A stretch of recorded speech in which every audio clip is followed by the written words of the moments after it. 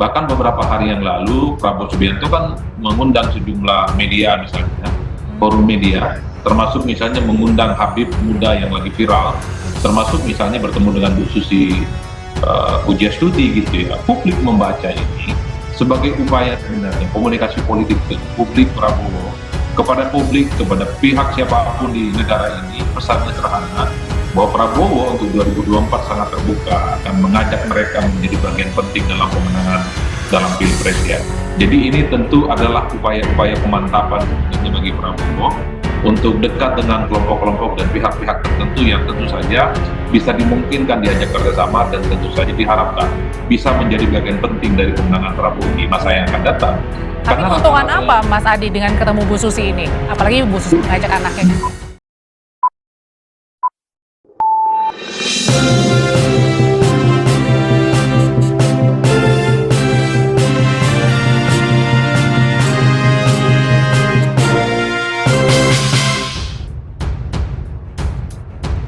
Mas Adi, sepekan ini kan Pak Prabowo intens ya bertemu dengan Ketua Umum Parpol. Tapi kemarin ini mengundang Bu Susi. Arahnya kemana, Mas? Saya kira ini bagian dari upaya Pak Prabowo Subianto untuk memantapkan langkahnya menuju jalan panjang 2024. Jadi kalau kita lihat satu persatu selama beberapa bulan belakangan ini, memang Prabowo Subianto secara perlahan sudah mulai melakukan komunikasi politik secara terbuka dengan berbagai pihak. Bukan hanya dengan partai politik yang lolos parlemen, tapi partai politik non-parlemen juga dibutuhkan.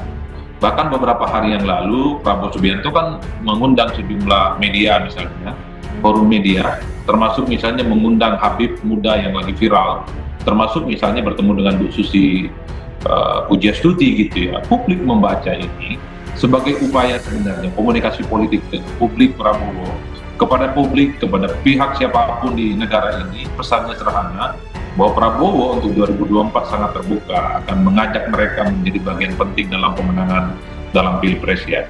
Jadi ini tentu adalah upaya-upaya pemantapan sebenarnya bagi Prabowo untuk dekat dengan kelompok-kelompok dan pihak-pihak tertentu yang tentu saja bisa dimungkinkan diajak kerjasama dan tentu saja diharapkan bisa menjadi bagian penting dari kemenangan Prabowo di masa yang akan datang. Tapi keuntungan apa Mas Adi dengan ketemu Bu Susi ini? Apalagi Bu Susi mengajak anaknya juga. Bu Susi ini kan mewakili salah satu segmen pemilih perempuan yang cukup signifikan. Bu Susi ini kan banyak followernya di medsos. Bu Susi ini kan dinilai punya kinerja yang cukup bagus, banyak fans-fansnya yang tentu saja diharapkan. Kalau Bu Susi menjadi bagian dari Prabowo Subianto, maka sangat diharapkan betul bahwa para pendukung Bu Susi juga terafiliasi dengan Prabowo di Pilpres nantinya. Jadi pertemuan dengan tokoh-tokoh penting ini sebenarnya ada dua hal. Maksudnya pertama, sebagai bentuk penegasan bahwa Prabowo ini sudah mulai melakukan upaya-upaya pendekatan dengan berbagai figur penting. Yang kedua tentu saja figur-figur penting ini kan banyak anyaman jaringan-jaringan politiknya yang tentu saja juga diharapkan. Tapi kalau Bu Susi sendiri Mas Adi, ini lebih ke segmen mana? Usianya berapa ini? Selain tadi kan terkenal di media sosial. Iya, segmennya tentu saja dua hal, di kalangan pemilih perempuan, di kalangan aktivis pro-demokrasi, dan adalah pekerja-pekerja di bidang nelayan. Itu kan yang kemudian menjadi tiga variabel penting di mana Bu Susi Pujiastuti itu menjadi sosok yang saya kira menjadi figur penting ya untuk didekati, untuk diajak kerjasama, untuk diajak berkomunikasi. Saya kira dalam konteks itulah Prabowo Subianto itu bertemu ya, sekalipun misalnya hanya bertandang dan diklaim hanya sebatas bicara tentang politik kebangsaan dan seterusnya. Tapi kan publik membaca secara runut bagaimana gerakan politik Prabowo itu secara perlahan sudah melakukan kerja-kerja politik, ketemu dengan tokoh, ketemu dengan media, ketemu dengan partai-partai politik, apalagi misalnya di survei-survei misalnya suara Prabowo kan mulai naik secara signifikan. Ini tentu adalah challenge, satu peluang yang tentu saja dikapitalisasi betul oleh Prabowo Subianto sebagai kepentingan untuk 2024. Tapi Mas Adi, kalau hitung-hitungannya nih ya, secara garis besar, kalau misalnya tadi mewakili keterwakilan perempuan begitu ya, ada nggak sih kira-kira kans yang besar untuk cawapresnya Pak Prabowo biar menang? Ini adalah perempuan. Kalau bicara tentang cawapres saya kira rumit ya Pak, karena Prabowo Subianto itu sebenarnya butuh cawapres yang satu ya bisa melengkapi kekurangan politiknya, terutama di basis-basis Nahdliyin. Jawabannya harus orang Jawa Timur. Yang kedua, Prabowo Subianto itu lemah di basis politik, terutama di Jawa Tengah dan Jawa Timur. Nah, Bu Susi sepertinya tidak memenuhi kriteria itu. Apalagi misalnya di survei-survei yang kita lakukan sepanjang tahun kemarin, Nama Bu Susi tidak pernah muncul dalam radar pencapresan. Tapi ingat, secara kualitatif, dalam pembicaraan-pembicaraan elit, dalam pembicaraan-pembicaraan aktivis, dalam pembicaraan-pembicaraan top opinion leader, Bu Susi masuk kategori pemimpin yang memang dianggap memiliki kapasitas, punya kompetensi, dan punya dedikasi yang cukup bagus. Meski dalam survei-survei politik elektoral tidak muncul secara signifikan.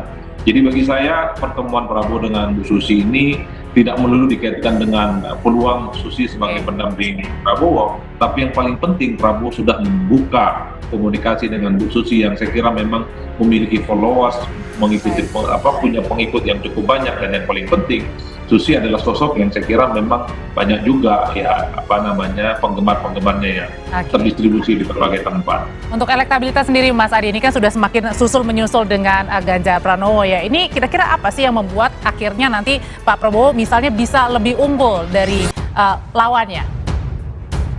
Dua hal saya kira. Pertama adalah efek dari endorsement Jokowi, itu tidak bisa dibantah karena belakangan ini memang Prabowo Subianto itu sangat terlihat begitu mesra, begitu akrab, bahkan dalam berbagai kesempatan mendapatkan angin surga dari Jokowi sebagai sosok yang sangat mungkin sebagai suksesornya di 2024. Yang kedua adalah blunder-blunder politik dari nama-nama yang lain. Jadi sebenarnya kalaupun toh Prabowo naik itu karena ketergantungan dari penantang atau kubu lain yang blunder, yang kedua dari efek Jokowi. Jadi kalau dibaca dalam konteks itulah yang saya kira kemudian kenapa surveinya Prabowo Subianto relatif agak naik secara signifikan. Tapi mesti hati-hati juga Mbak, kalau naik elektabilitasnya Prabowo itu tergantung orang lain, itu tentu menjadi lampu kuning. Karena bukan karena kinerja, bukan karena sosialisasi tentu saja, tapi karena ada faktor eksternal. Baiknya memang elektabilitasnya naik secara signifikan Prabowo Subianto itu harus karena kinerja, sosialisasi dan penetrasi kepada rakyat, bukan karena faktor-faktor yang lain. Termasuk juga dugaan dengan dengan punya koalisi besar ini juga belum menjadi penentu kemenangan ya? Oh, belum tentu, karena dalam banyak kasus 2004 misalnya SBY hanya didukung oleh partai minoriti gitu ya, tapi memenangkan pertarungan politik. Begitupun dengan Jokowi yang 2014 yang lalu hanya didukung oleh segelintir partai politik tapi memenangkan pertarungan politik. Koalisi besar itu tidak menjamin apapun. Bahwa secara kuantitas kepartaian ya tidak bisa dibantah banyak, tapi kalau capres dan cawapres yang diusung tidak memiliki adaptasi, tidak punya penetrasi, dan dukungan publiknya rendah, ya tentu akan menjadi kiamat dalam pemilu. Akan sangat bagus kalau koalisi besar itu capres dan cawapresnya juga memiliki nama besar dan diterima oleh publik. Partainya besar, calonnya besar, maka sangat mungkin untuk memenangkan pertarungan. Tentu dengan tidak ingin bermaksud mendahului Tuhan ya. Termasuk juga dengan dilihat juga bagaimana kinerjanya ya. Terima kasih Direktur Eksekutif Parameter Politik Indonesia, Mas Adi Praitno, sehat selalu. Sama-sama Mbak.